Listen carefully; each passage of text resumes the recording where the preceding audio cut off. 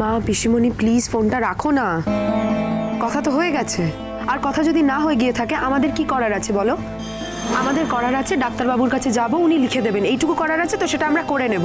আর কোনো কথা বলার দরকার নেই, ফোনটা রাখো। দেখো পিসিমণি, কাউকে বিশ্বাস করানোর কোনো দায় কিন্তু আমাদের নেই। যদি কারোর বিশ্বাস করতে হয় সে করবে, যদি না করতে পারে করবে না, তাতে আমাদের কিচ্ছু করার নেই। হ্যাঁ, হতে পারে এই ঘটনাটাই সে আমাকে বিশ্বাস করলো, কিন্তু তার মন তো অবিশ্বাসী। সে আবার চেষ্টা করবে অন্য কোনো ঘটনায় আমাকে অবিশ্বাস করার। কে বলতে পারে, হতেই তো পারে এরকম একটা কিছু। সুতরাং এই জটিলতায় আমি যেতে পারছি না। প্লিজ তোমরা আমাকে ক্ষমা করো, প্লিজ। শোনো কৃষাণু, আন্টি, আপনাদের স্যাটিসফ্যাকশনের জন্য যদি আপনাদের মনে হয় আপনারা কিছু করতে চান, করুন, আপনারা করতেই পারেন, আমার তাতে কোনো আপত্তি নেই। তবে একটা রিকোয়েস্ট আছে, প্লিজ আমাকে এর মধ্যে ইনভলভ করবেন না। আমি খুব ভালো করেই বুঝতে পারছি আমার জীবনের একটা ব্যাড প্যাচ এসেছে, ফিল করতে পারছি সেটা। আমার কিছু করার নেই, কিন্তু তাই বলে হ্যাঁ, সত্যি কথাই তো আপনারা আপনাদের দিক থেকে সত্যিটা প্রমাণ করতে চাইবেনই, করুন, ঠিক আছে। ওই যে বললাম আমার কোনো আপত্তি নেই তাতে, বাট ওই আমাকে ইনভলভ করবেন না এর মধ্যে। আর যদি কোনো কাগজপত্র আপনারা আমাকে দিতে চান, আমি বলবো আমার দরকার নেই, প্লিজ আমাকে কোনো কাগজপত্র পাঠাবেন না। তবে হ্যাঁ, আপনাদের মনের শান্তির জন্য আপনারা আমাকে দিতে চাইলে আপনারা দিয়ে রাখতে পারেন। কি জানেন তো আন্টি, ওই মেয়েটাকে প্রথম দেখাতেই না আমার ওকে ভালো লেগে যায়,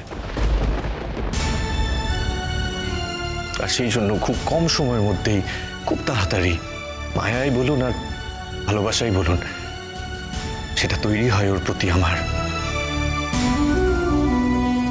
আর সেই জায়গা থেকেই, সেই জন্যই আমি ওকে বিশ্বাস করতে থাকি প্রাণপণে। আর সেই বিশ্বাসটাই যখন আহত হয়, তখন জীবনটাই উলটপালট হয়ে যায়, সব পাল্টে যায়, সব। আমি আমার কথা বললাম, আমার মনের কথা বললাম আপনাকে। হ্যাঁ, তাতে চাইলে আপনারা বিশ্বাস করতে পারেন আমার কথা, আর চাইলে নাও করতে পারেন, কিন্তু প্রত্যেকটা মানুষেরই কিছু কথা বলার অধিকার থাকে, তাই আমারও আছে। সেই জায়গা থেকেই বললাম। আমার বলাতে তোমার বিশ্বাস অবিশ্বাসের কিছু যায় আসবে না জানি। কদিনই বা দেখেছো তুমি আমাদের মেয়েটাকে? আমার মেয়েটাকে যদি ঠিক করে জানতে না, যদি ঠিক করে দেখতে, তাহলে বুঝতে পারতে ওর পক্ষে এরকম একটা কাজ করা সম্ভবই নয়। আর আমি তো ওর মা, আমার পক্ষে এরকম কোনো কাজ করা তো সম্ভবই না। আর তোমার স্যারকে নিয়ে আমি কি বলবো? সেই মানুষটা যে কেমন সেটা তো তুমি খুব ভালো করেই জানো। যাই হোক, মিটি যেন ভালো থাকে, মিটিকে ভালো রাখবেন আপনারা, ব্যাস। কৃষাণু, এই কথাগুলো বেসলেস। মিটি কি করে ভালো থাকবে? ভালো থাকার মতো মানসিকতায় মিটি এখন নেই। আর হ্যাঁ, তোমার দয়া করানোর জন্য কিন্তু আমি কথাগুলো বলছি না। মা প্লিজ চুপ করো, চুপ করো। আর ভালো লাগছে না, ফর গড সেক তোমরা এবার চুপ করো।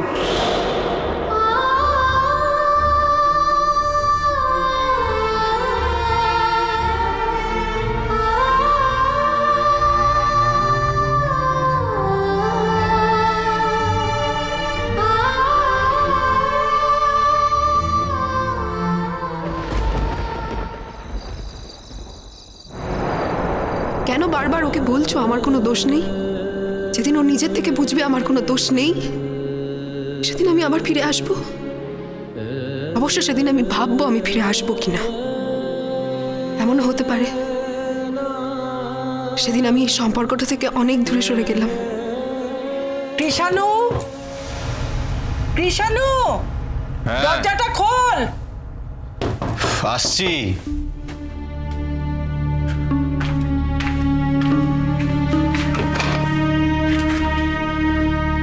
কি হয়েছে? কার সঙ্গে এতক্ষণ কথা বলছিলি? আর বেশ জোরে জোরেই তো বলছিলি, তা দরজা দিয়ে বসে আছিস। তাহলে তো সব শুনতেই পেয়েছো। এখন আর ওদের কথার কি আছে? আমরা তো শেষ পর্যন্ত চেষ্টা করেছিলাম, ওরাই তো আমাদের সঙ্গে বিশ্বাসঘাতকতা করলো। বাবা, মিঠির মা বলেছেন উনি প্রমাণ করে দেবেন ওটা অ্যাবর্শন ছিল না, ওটা ডাক্তার প্রাথমিকভাবে ভুল করেছিলেন। আর তখন আমার ওনাদের সাথে এরকম সম্পর্ক ছিল না যেখানে ওরা এটা আমাকে বলতে পারে। তা পরে বলেননি কেন? ওনাদের বক্তব্য অনুযায়ী এরকম কিছু ঘটেইনি। ওনারা যখন আরও একবার ডক্টরকে দেখিয়েছিলেন তখন ডক্টর বলেছিলেন ওর ভেতরে একটা টিউমার আছে, আর সেখান থেকেই আমি সবটা জানতে পারি। তোমাকে ভুলিয়ে দিল তো? আসলে এই মেয়েটাকে তো আমরা নিতে চেয়েছিলাম, আমাদের তো কোনো আপত্তি ছিল না। ওই প্রেগন্যান্সি রিপোর্টটা দেখে আমরা তো আপসেট হয়ে গেলাম। আচ্ছা, তুমি কি মনে করো আমাদের আত্মীয় স্বজন এরা কিচ্ছু মনে করবে না? আচ্ছা, আজকে এত বড় একটা ঘটনা ঘটলো, এত সুন্দর একটা সাজানো জিনিস নষ্ট হয়ে যেতে চললো, আজকে তোমার একটা সুন্দর জীবন সেটা নষ্ট হয়ে গেল, তার জন্য আমি মা হয়ে আমার সেখানে সেই কষ্টটা হবে না? তোমার বাবা কষ্ট পাবে না? আমরা সবাইকে খুব ভালো আছি বলো তো? ভালো লাগা মন্দ লাগার কথা হচ্ছে না এখানে, কথা হচ্ছে আমরা মিঠির সাথে অন্যায় করছি না করছি না। আমরা অন্যায় করছি না ওরা আমাদের উপর অন্যায় করলো?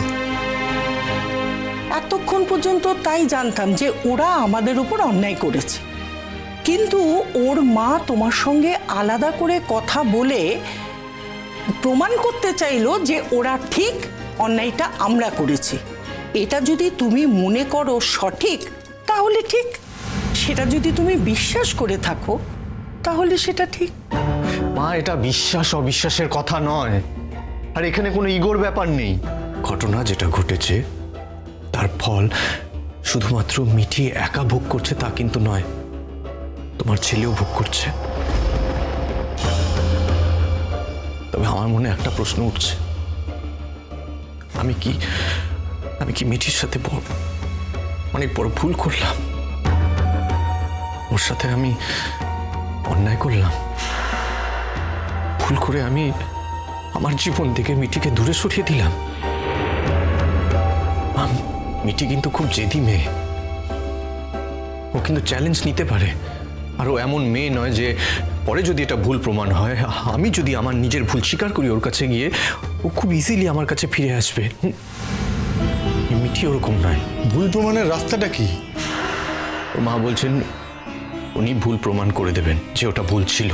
উনি মিঠির অপারেশনের ডিটেলস ডক্টরের কাছ থেকে লিখিয়ে এনে দেবেন আমাকে। আমিও চাইলে সেটা কালেক্ট করতে পারি, আমার তাতে কোনো আপত্তি নেই। আমি জানতেই পারি, কিন্তু উনি বলছেন উনি সেটা এনে দেবেন আমাকে। উনি এটাও বলছেন যে উনি চান না ওনার মেয়ে আমাদের বাড়িতে এসে থাকুক, সেই জন্য উনি এই কথাগুলো বলছেন না। উনি চান যাতে আমরা ওনার মেয়েকে ভুল না বুঝি, ওনার মেয়েকে আর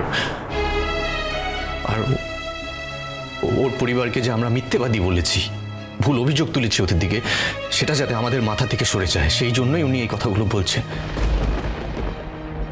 এটা প্রমাণ করার দায় শুধুমাত্র ওনাদের, আর তাই তিনি এটা করতে চাইছেন। তুই কি করবি ভাবছিস? বুঝতে পারছি না আমি। না, বুঝতে তো তোমাকে পারতেই হবে, কারণ আর জীবনটা তোমার, সিদ্ধান্তও তোমার। আমরা আজকে আছি, কালকে নেই। তোমার বিয়েটা আমরা দাঁড়িয়ে থেকে দিতে চেয়েছিলাম, এর বেশি কিছু তো নয়। সেটা করতে গিয়ে যখন আমরা ইনভলভ হয়েছি তখন দেখেছি যে একটা অবিশ্বাসের কাজ হচ্ছে, তাই আমরা রিয়াক্ট করেছি। তুমি যদি বলো যে না আমি ওই মেয়েকেই বিয়ে করব, ঠিক আছে, আমাদের কোনো আপত্তি নেই। বাবা, তুমি বোধহয় আমার কথাটা বুঝতে পারছো না। এখানে প্রশ্ন ওর সাথে বিয়ে করা না করা নয়। আমরা যদি ওর সাথে কোনো রকম ভাবে ইনজাস্টিস করে থাকি, তাহলে আর কেউ না হোক, আমি অন্তত নিজেকে কোনো দিনও ক্ষমা করতে পারবো না। চিরসখা হে